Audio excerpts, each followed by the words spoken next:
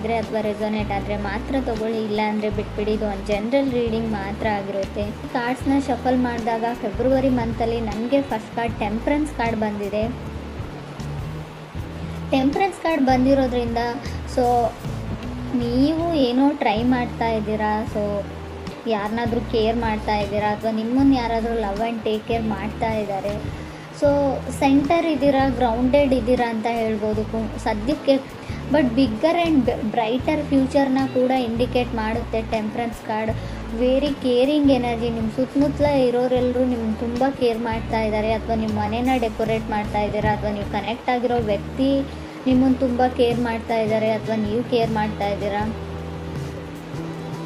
So ತುಂಬ dreams ಇದೆ, ತುಂಬ ಕನಸುಗಳನ್ನ ಕಟ್ಕೊಳ್ತಾ ಇದ್ದೀರಾ. ನೀವು ಮೀನ ಅಥವಾ ಕಟಕ್ ರಾಶಿಯವ್ರ ಜೊತೆ ಕನೆಕ್ಟ್ ಆಗಿರ್ಬೋದು. ಟೆಂಪ್ರೆನ್ಸ್ ಕಾರ್ಡ್ ಬಂದಿರೋದ್ರಿಂದ ಹೇಳೋದಾದರೆ ಮೀನ ಅಥವಾ ಕಟಕ್ ರಾಶಿ, ನೀವು ಯಾವುದೇ ರಾಶಿಯವ್ರ ಜೊತೆ ಕೂಡ ನಾರ್ಮಲಿ ಕನೆಕ್ಟ್ ಆಗಿರಬಹುದು. ಸೆಕೆಂಡ್ ಕಾರ್ಡ್ ನನಗೆ ಏಸ್ ಆಫ್ ಕಪ್ಸ್ ಬಂದಿದೆ. ಏಸ್ ಆಫ್ ಕಪ್ಸ್ ಬಂದಿರೋದ್ರಿಂದ ಡೂ ಓವರ್ ಅಗೇನ್ ಅಂತ ಹೇಳುತ್ತೆ. ಮಾಡಿರೋ ಕೆಲಸನೇ ಮತ್ತೆ ಮಾಡಬೇಕಾಗುತ್ತೆ, ಅದು ಯಾವುದೇ ವಿಷಯದಲ್ಲಿ ಆಗಿರ್ಬೋದು. ಸೊ ಫೀಲ್ ಗುಡ್ ಎನರ್ಜಿ ಇದೆ ಅಂತ ಹೇಳ್ಬೋದು. ಒಂದು ಸಮೃದ್ಧತೆ ಅಂತ ಕರಿತೀವಿ ನಾವು, ಏನೋ ಒಂದು ನೆಮ್ಮದಿ, ಫೀಲ್ ಗುಡ್ ಎನರ್ಜಿ ನಿಮ್ಮ ಮುಖದಲ್ಲಿದೆಯೋ ಅಥವಾ ನಿಮ್ಮ ಪಾರ್ಟ್ನರ್ ಮುಖದಲ್ಲಿದೆಯೋ. ತುಂಬ ಹೊಸ ವ್ಯಕ್ತಿಗಳ ಪರಿಚಯ ಆಗಿದೆ ಇತ್ತೀಚೆಗೆ, ಹೊಸ ಜಾಗದಲ್ಲಿ ಇರಬಹುದು ನೀವು. ಏಸ್ ಆಫ್ ಕಪ್ಸ್ ಇರೋದ್ರಿಂದ ಏಸಸ್ ಯಾವಾಗಲೂ ನ್ಯೂ ಸ್ಟಾರ್ಟ್ನ ರೀಪ್ರೆಸೆಂಟ್ ಮಾಡುತ್ತೆ.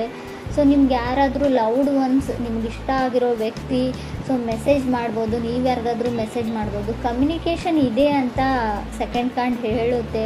ತುಂಬ ಲವೇಬಲ್ ಮೆಸೇಜಸ್ ಪಾಸ್ ಆಗ್ತಾ ಇದೆ ಅಂತ ಕೂಡ ಹೇಳ್ಬೋದು. ಥರ್ಡ್ ಕಾರ್ಡ್ ನನಗೆ ಟೂ ಆಫ್ ಸಾರ್ಡ್ಸ್ ಬಂದಿದೆ.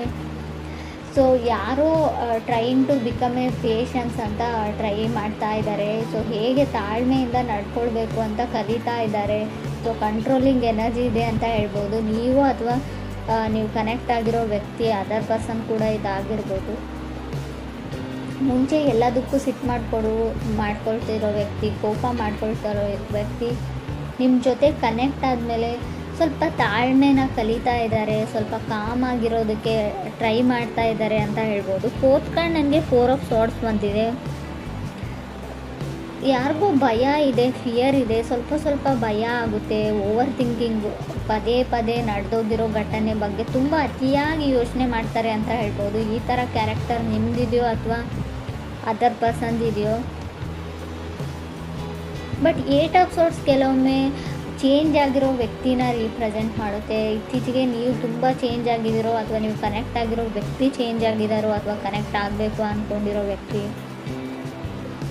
ಸೊ ಯಾರೋ ಡೇಟ್ಗೆ ಹೋಗ್ತಾ ಇದ್ದೀರಾ, ನೀವು ನಿಮ್ಮ ಗರ್ಲ್ಫ್ರೆಂಡ್ನ ಡೇಟ್ಗೆ ಕರೀತಾ ಇದ್ದಾರೆ, ಅವರು ನಿಮ್ಮ ಜೊತೆ ಮೀಟ್ ಆಗ್ತಾ ಇದ್ದಾರೆ.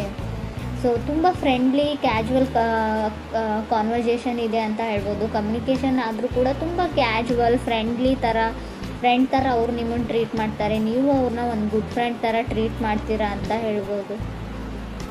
ಫಿಫ್ತ್ ಕಾರ್ಡ್ ನನಗೆ ಸಿಕ್ಸ್ ಆಫ್ ಕಪ್ಸ್ ಬಂದಿದೆ. ಸಿಕ್ಸ್ ಆಫ್ ಕಪ್ಸ್ ಕೆಲವೊಮ್ಮೆ ಸಿಕ್ಸ್ತ್ ಪ್ಲೇಸಲ್ಲಿ ಬಂದರೆ, ಅದು ಕೂಡ ಏಟ್ ಆಫ್ ಸೋರ್ಡ್ಸ್ ಆದಮೇಲೆ ಬಂದರೆ ಫ್ಲರ್ಟಿಂಗ್ ಎನರ್ಜಿ ಅಂತ ಹೇಳ್ತೀವಿ. ನೀವು ಯಾರ ಜೊತೆನಾದರೂ ಫ್ಲರ್ಟ್ ಮಾಡ್ತಾ ಇದ್ದೀರೋ ಅಥವಾ ನಿಮ್ಮ ಜೊತೆ ಯಾರಾದರೂ ಫ್ಲರ್ಟ್ ಮಾಡ್ತಾ ಇರ್ಬೋದು. ಕೇರ್ಫುಲ್ ಆಗಿರಿ. ಸೊ ಅವ್ರಿಗನ್ಸುತ್ತೆ ನಾನು ಫ್ರೆಂಡ್ ಮಾಡ್ಕೊಳ್ತಾ ಇದ್ದೀನಿ, ಕ್ಯಾಶುವಲ್ ಫ್ರೆಂಡ್ಸ್ನ ಮಾಡ್ಕೊಳ್ತಾ ಇದ್ದೀನಿ ಅಂತ ಅವ್ರು ಥಿಂಕ್ ಮಾಡ್ತಾ ಇರ್ಬೋದು. ಬಟ್ ಬೇರೆಯವರು ಅಥವಾ ನೀವಾಗಲಿ ಯಾರಾದರೂ ಇಬ್ಬರಲ್ಲೊಬ್ಬರು ಸೀರಿಯಸ್ ಆಗಿದ್ದೀರಾ ಅಂತ ಕೂಡ ಹೇಳುತ್ತೆ ಎನರ್ಜೀಸು. ಸ್ವಲ್ಪ ಕೇರ್ಫುಲ್ ಆಗಿರೋದು ಒಳ್ಳೆಯದು. ಸೆವೆಂತ್ ಕಾರ್ಡ್ ನನಗೆ ಫೋರ್ ಆಫ್ ಪೆಂಟಿಕಲ್ಸ್ ಬಂದಿದೆ. ಹೋಲ್ಡಿಂಗ್ ಬ್ಯಾಕ್, ಯಾರೋ ಯಾರಿಂದನೂ ದೂರ ಸರಿತಿದ್ದಾರೆ ಅಂತ ಅಂದ್ಕೊಳ್ಬೋದು. ಡಿಸಿಷನ್ನ ತೊಗೊಳ್ಳೋದ್ರಲ್ಲಿ ಲೇಟ್ ಮಾಡ್ತಾ ಇದ್ದೀರಾ, ನೀವು ಅದರ್ ಪರ್ಸನ್ನು ಆ ವ್ಯಕ್ತಿಯಿಂದ ದೂರ ಆಗ್ತಾ ಇದ್ದೀರಾ, ಸ್ವಲ್ಪ ಕಾಂಟ್ಯಾಕ್ಟ್ನ ಮಿಸ್ ಮಾಡ್ಕೊಳ್ತಾ ಇದ್ದೀರಾ ಅಂತ ಹೇಳ್ಬೋದು. ಏಟ್ ಕಾರ್ಡ್ ನನಗೆ ಟವರ್ ಕಾರ್ಡ್ ಬಂದಿದೆ. ಟವರ್ ಕಾರ್ಡ್ ಬಂದಿದೆ ಅಂತ ಭಯ ಪಡೋ ಅಗತ್ಯ ಇಲ್ಲ. Sometimes tower cards temperance card ಜೊತೆಗೆ ಬಂದರೆ ಖಂಡಿತವಾಗ್ಲೂ ಡಿಲೇ ಅಂತ ಹೇಳ್ತೀನಿ. ಯಾವುದೇ ವಿಷಯದಲ್ಲಾಗಿರ್ಬೋದು, ರಿಲೇಷನ್ಶಿಪ್ ವಿಷಯದಲ್ಲಾಗಿರ್ಬೋದು, ನೀವು ಮನೆ ಕಟ್ತಾ ಇದ್ದರೆ, ಏನಾದರೂ ಖರೀದಿ ಮಾಡ್ತಾ ಇದ್ದರೆ, ಯಾವುದಾದ್ರೂ ಇವೆಂಟ್ ಇದ್ದರೆ, ಎಲ್ಲಿಗಾದ್ರೂ ಹೋಗಬೇಕು ಅಂದ್ಕೊಂಡಿದ್ರೆ, ಎಲ್ಲದರಲ್ಲೂ ಡಿಲೇನ ಸಡನ್ ಅನ್ಎಕ್ಸ್ಪೆಕ್ಟೆಡ್ ಡಿಲೇ ಅಂತ ಹೇಳ್ಬೋದು.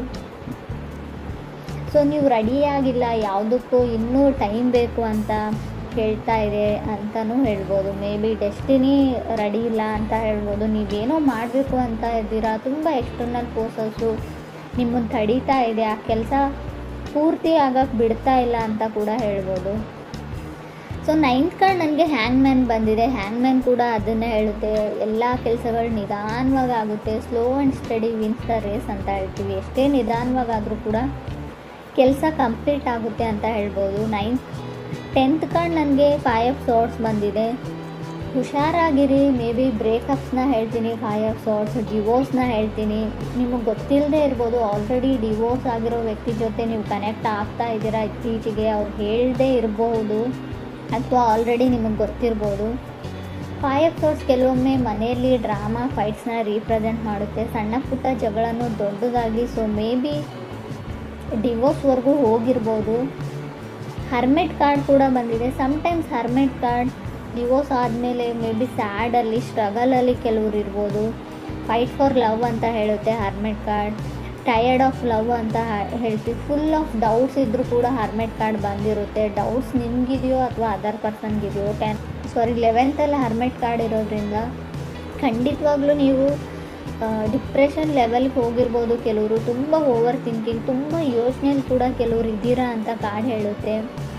ಕೆಲವ್ರಿಗೆ ವೆಕೇಷನ್ನ ಅಗತ್ಯ ಇದೆ ಅಂತ ಹೇಳ್ಬೋದು. 2 ಆಫ್ ಸಾರ್ಡ್ಸ್ ಓವರ್ ವರ್ಕ್ನ ಕೂಡ ಸೆಕೆಂಡ್ ಕಾರ್ಡ್ ರೀಪ್ರೆಸೆಂಟ್ ಮಾಡೋದ್ರಿಂದ ಎಲ್ಲಿಗಾದರೂ ಟ್ರಿಪ್ ಹೋಗಿ ಸ್ವಲ್ಪ ಬ್ಯುಸಿಯಾಗಿ ಬೇರೆ ಜಾಗದಲ್ಲಿ ಟೈಮ್ನ ಸ್ಪೆಂಡ್ ಮಾಡಿ ಅಂತ ಹೇಳ್ಬೋದು.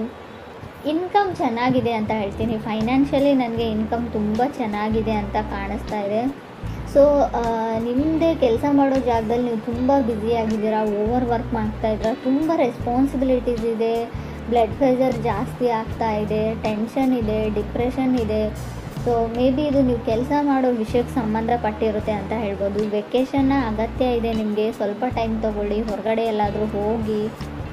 ಸೊ ಕೆಲವ್ರು ರೆಡಿಯಾಗಿದ್ದೀರಾ, ಕೆಲವ್ರದ್ದು ಮದುವೆ ಕೂಡ ಫಿಕ್ಸ್ ಆಗಿದೆ ಅಂತ ಅಂದ್ಕೊಳ್ತೀನಿ ನಾನು. ಏಸ್ ಆಫ್ ಕಪ್ಸ್ ಇರೋದ್ರಿಂದ ಆಲ್ರೆಡಿ ಮದುವೆ ತುಂಬ ರೀಸೆಂಟಾಗಿ ಮದುವೆ ಆಗಿರ್ಬೋದು. 15 ಡೇಸ್ 1 ಮಂತಲ್ಲಿ ಕೆಲವ್ರು ಮದುವೆ ಇರ್ಬೋದು ಮುಂದೆ, ಅಥವಾ ಆಲ್ರೆಡಿ ಮದುವೆ ಆಗಿರಬಹುದು ಅಂತ ಹೇಳ್ತಾ ಇದೆ. ಮೇ ಬಿ ಇದು 1.5 ಡೇದು ಕೂಡ ನಾನು ಕೌಂಟ್ ಮಾಡ್ತೀನಿ. 2 ಡೇಸ್ ಆಯಿತು, 1 ಡೇಸ್ ಆಯಿತು, ಗೊತ್ತಿಲ್ಲ ನನಗೆ. ನಾನು ರೀಡಿಂಗ್ ನೋಡುವಾಗ ಇದು ನಿಮ್ಗೆ ಅನ್ವಯಿಸುತ್ತೆ ಅಂತ ಅಂದ್ಕೊಳ್ತೀನಿ. ಕೆಲವ್ರು ತುಂಬ ಖುಷಿಯಾಗಿದ್ದೀರಾ, ಕೆಲವ್ರು ತುಂಬ ನರ್ವಸ್, ಫಿಯರ್ ಅಂತ ಆಗಲೇ ಹೇಳಿದೆ ನಾನು. ತುಂಬ ಭಯದಲ್ಲಿದ್ದೀರಾ. ಕೆಲವರು ಭಯ ನಿಮಗಿದೆಯೋ ಅಥವಾ ನಿಮ್ಮ ಪಾರ್ಟ್ನರ್ಗಿದೆಯೋ, ತುಂಬ ನರ್ವಸ್ನೆಸ್ ಇದೆ, ಭಯ ಇದೆ ಅಂತ ಕೂಡ ಕಾರ್ಡ್ಸ್ ಹೇಳ್ತಾ ಇದೆ. ಬಟ್ ಟವರ್ ಕಾರ್ಡ್ ಇರೋದ್ರಿಂದ ಹೆಲ್ತಿನ ವಿಚಾರದಲ್ಲೂ ಕೂಡ ನೀವು ತುಂಬ ಗಮನ ಕೊಡಬೇಕು. ಅನ್ಎಕ್ಸ್ಪೆಕ್ಟೆಡ್ಲಿ ಹೆಲ್ತ್ ಹಾಳಾಗುವಂಥ ಚಾನ್ಸಸ್ ಇದೆ.